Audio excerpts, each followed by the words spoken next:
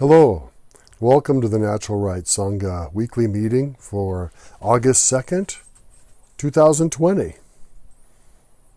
You can see I have a little bit different background today. I'm at one of our board members' places. It's in Northern California, out in the forest near Grass Valley in Nevada City. Beautiful area. If you hear a little puppy barking, that is Sneaker the Wonder Dog. Sneaker is about this big, and I'll show her to you if she makes herself evident. Sometimes she jumps up in my lap and starts licking.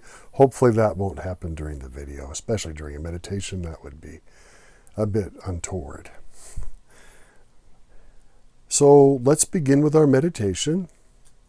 And I'd like you, as usual, to time your meditation. Should be 8 minutes by now at least, 10, 12, whatever it is you prefer.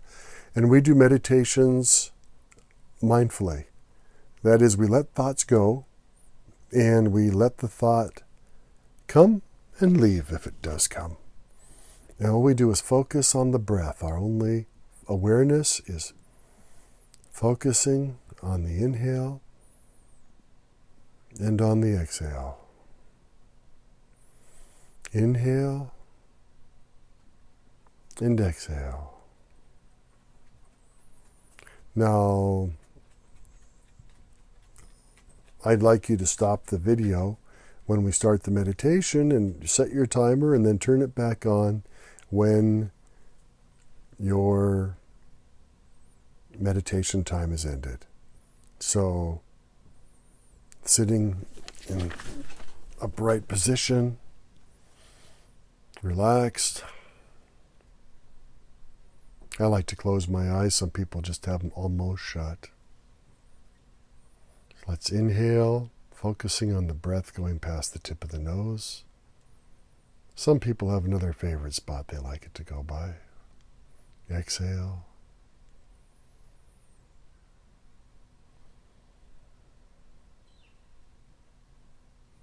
So let's begin meditating now. Please turn this off, start your timer, and start again. Start this tape again when your timer's gone off.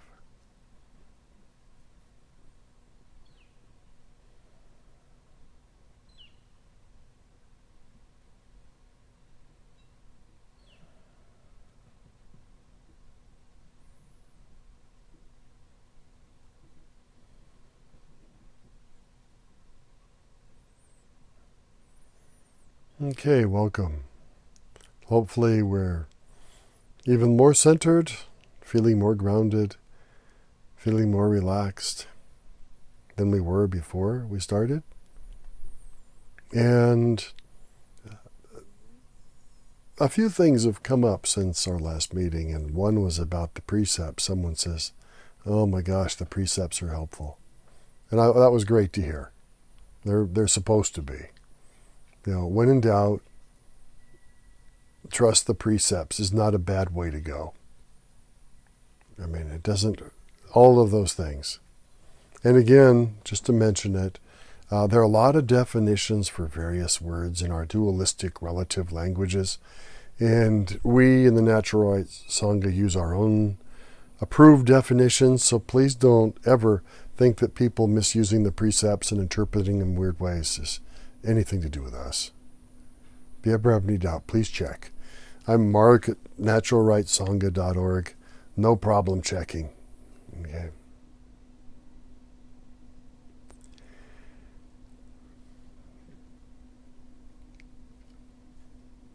One of our members has brought up the concept of the monkey mind. And for people who've been on the meditational path for a while, the concept of the monkey mind is an old one, a familiar one.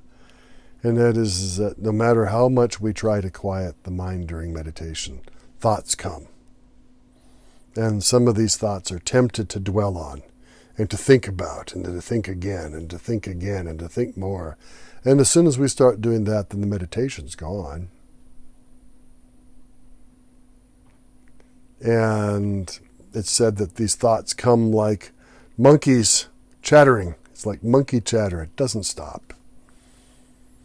And unfortunately, we get in the habit of dwelling on it, and that's like feeding these monkeys bananas.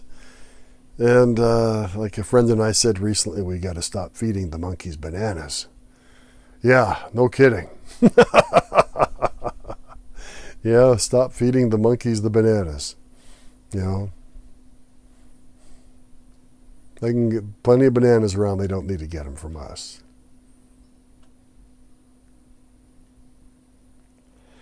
A lot of what the precept about assumptions and expectations is monkey thought. Oh, he looked at me this way because she said that way because she's... Oh, what did they mean by that? Oh, it must have meant this, or maybe that. No, it might be none of that. You know, but these are monkey thoughts. They come in, and they generally are worthless. In a few situations, a person might need to look at what if A, B, C, D, E, or F happens, because it's their job to be aware of these possibilities. And that would make sense then to do it. But otherwise, it's a waste of effort. As the wonderful Pastor Macha of Tanzania once said, 90% of what we focus our worries on never comes to pass or is worthless to worry about. 90%. And that's, I would say, at least 90%. So don't let the monkey mind get you. Let those go. Not just during meditations, all the time.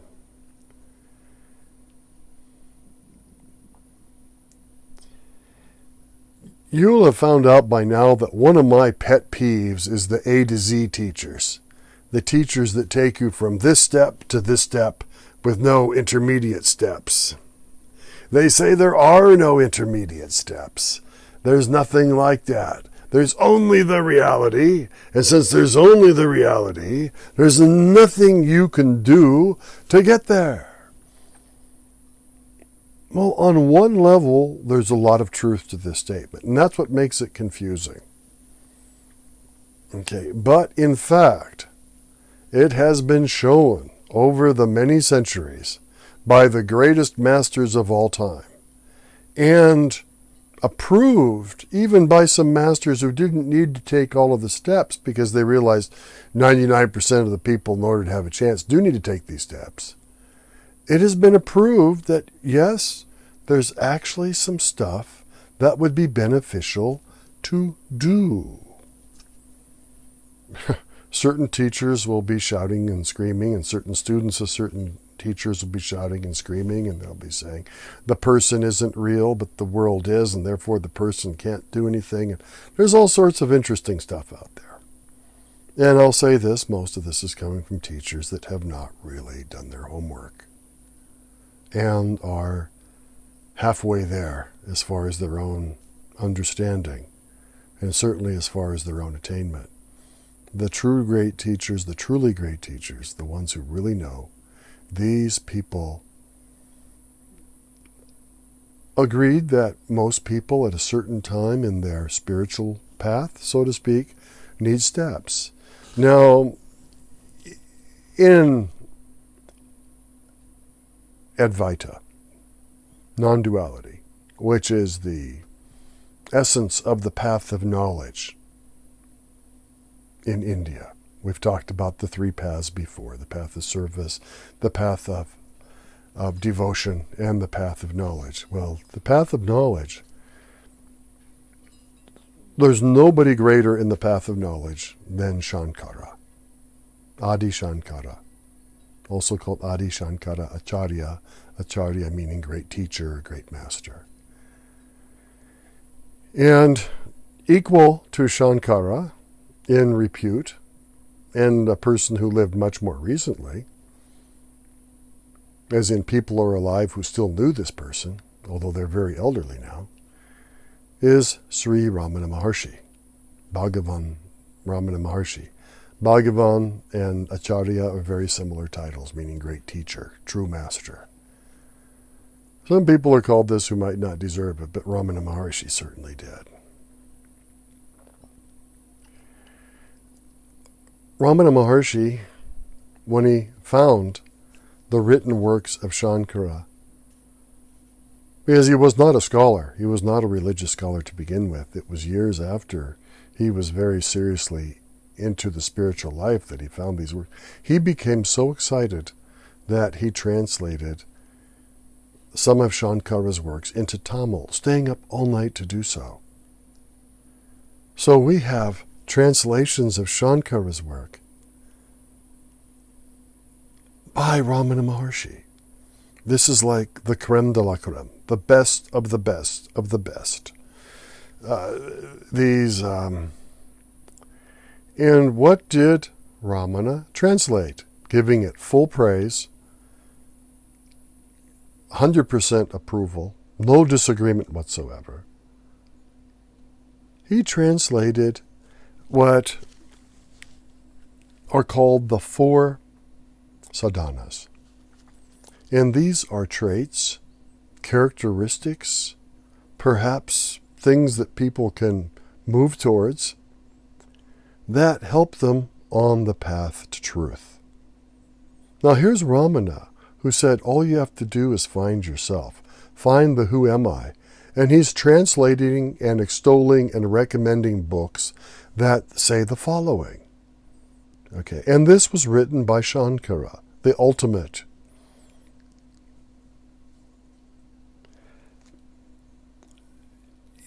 For a person to really have a chance to attain the truth in this life, they recommend the following things. The first one is called Vivica.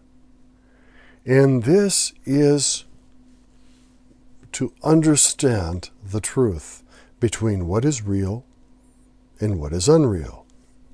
But everything's real in a way, right? Even the impermanent thing. So let's change the wording and call it permanent and impermanent. This works much better. Impermanent things can seem real. This world, everything in it is impermanent. The world itself is not permanent. The universe is not permanent. Nothing is permanent. That changes. The only thing that's permanent is the substratum, the turiya itself. No, hardcore Buddhists and hardcore Advaitists debate about the turiya and whether this base awareness to everything can be called the void. But as one person pointed out, how can you be aware of the void without awareness? So the void is an aspect of this base awareness. Now, if you're aware that everything here is impermanent, except the one everything that isn't, this is Vivica. And this is one huge step on the path. And it's got to be an understanding that's beyond mental. It's got to be deep. It's got to be at an intuitive level for it really to work. And it takes time sometimes at the mental level for that to sink in. Now, the second thing they talk about is something that certain spiritual friends of mine have worked for years. And this is called, and I want to pronounce it correctly, Vairagya. Vairagya. And this is sometimes translated as detachment. And it's detachment from the pleasures or the pains of the earthly senses and desires. As long as we're chasing happy and fun and pleasurable times and trying our best to avoid the others, we are not in this place of detachment. When we get to the point where what comes, comes, and if it's wonderful frolics in the meadows with a beloved person, or whether it's sitting in a thunderstorm without an umbrella, in between destinations and totally soaked and cold and feeling miserable. But both are so-called okay, because it's just part of the ever-changing world that we so-called experience, amidst this giant field of awareness with its waking, sleeping, and dreaming states, on top of the true awareness, which is all of it, if we get to the point where we're okay with whatever is there,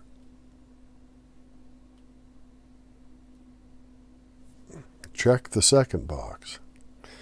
Now, the third part here of these sadhanas, the four sadhanas, which are in the Vivica Chadani of Shankara, as translated by Ramana Maharshi and Ramana Maharshi's collected works. The third of these has 6 parts, and they're going to sound similar. They're hard to describe in just a sentence or two, but I will do my best. And the first one is called detachment or tranquility. It's similar to what we've already talked about in 1 and 2. The second one is self-control. So not letting any circumstance affect you to ecstasy or grief or happiness or horror or anything else. To be calm and tranquil in the midst of whatever is happening. This is related to number 3, which is mental poise, which is a withdrawal from excitement, a withdrawal from getting attached to all these things. And you can see these are all related, and they're all more nuanced than what I have time to talk about here. And number 4 is forbearance and endurance, the old Stoic acceptance of what is. Number 5 is a faith, an intuitive based faith in the belief of the truths that Shankara and Ramana Maharshi, and hopefully a personal teacher that you know in your life, have shared with you. And this could be by book, by YouTube clip now, hopefully in person.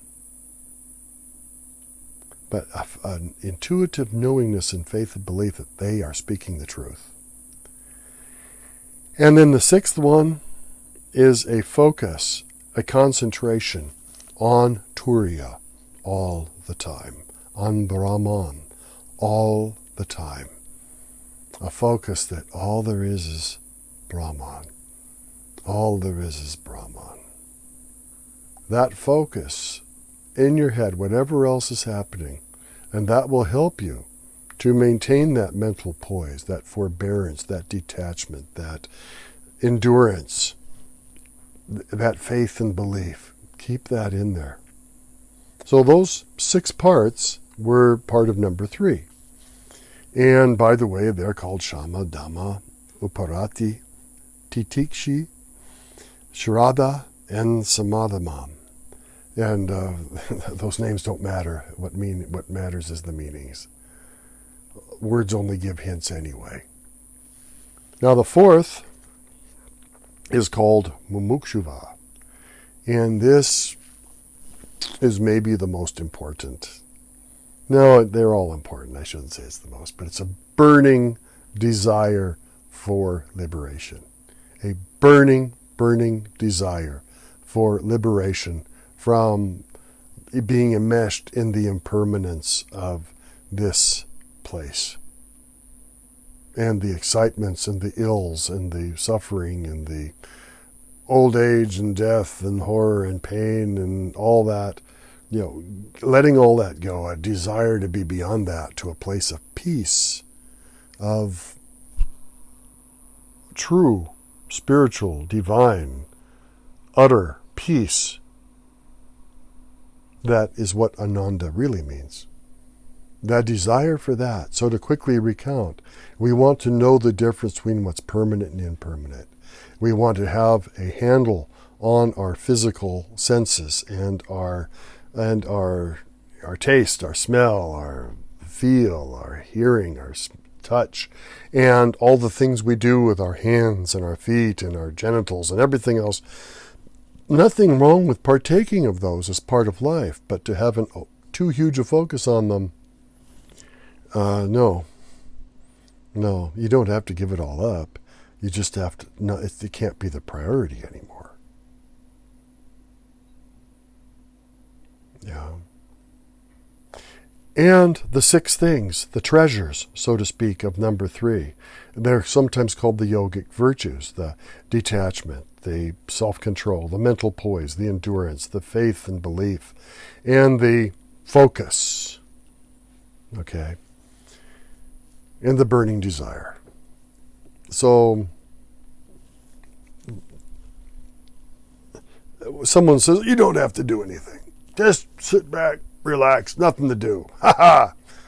Ramana Maharshi and Shankara both agreed that these things that I just mentioned are very much recommended for someone on the spiritual path and would be very helpful. And it's similar to what I said a week or 2 ago about the Buddha. Why did the Buddha give precepts to the Buddhists to begin with? Why? Because those precepts, if followed, would help somebody on the path to becoming where the Buddha was. That's all. It just makes sense. Oh yeah, I'm going to be a raving alcoholic who gambles away all my money and jumps on every woman in town and beats up people, and I'm going to be the next Buddha. Well, yeah, you betcha. No, the Buddha just said, no, let's keep the sex under control, and let's not get drunk or high, and let's not take bad things into our body, and let's not lie or steal or slander or gossip, and certainly let's not harm anybody, all right?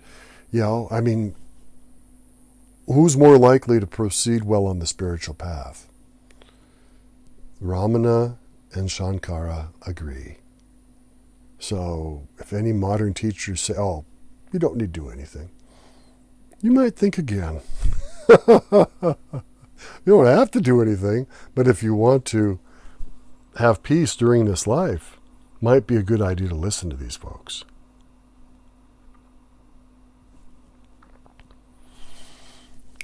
Okay, well, thank you for being here. We always like to finish with the 4 immeasurables.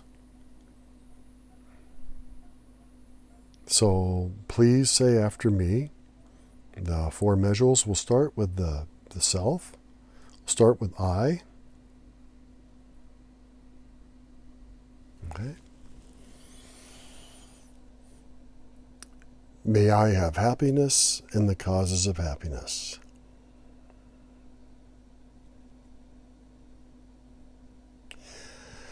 May I be liberated from suffering and the causes of suffering.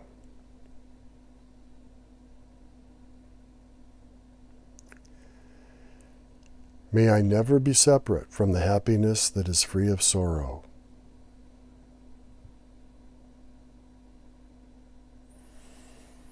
May I reside in equanimity, free of attachment and aversion.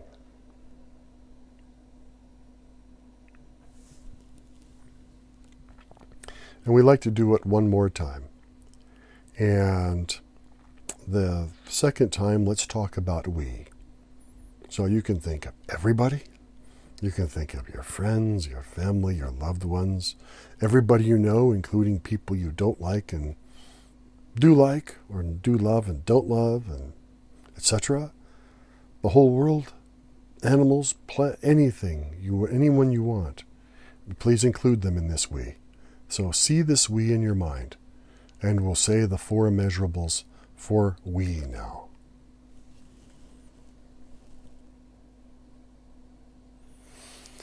May we have happiness and the causes of happiness.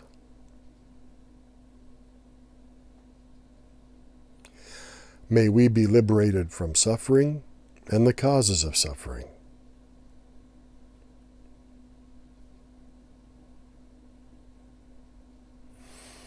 May we never be separate from the happiness that is free of sorrow.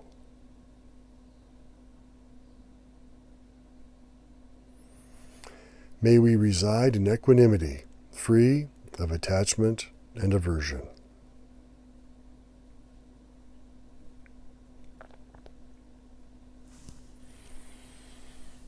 Well, thank you for being here this week with the Natural Right Sangha at our Sunday meeting. These will be kept up on YouTube for a while, so you can rewatch them or watch them late. It's never a problem. And if you ever have a question or comment or anything for me, please write me at mark@naturalrightsangha.org. Okay, thank you and blessings.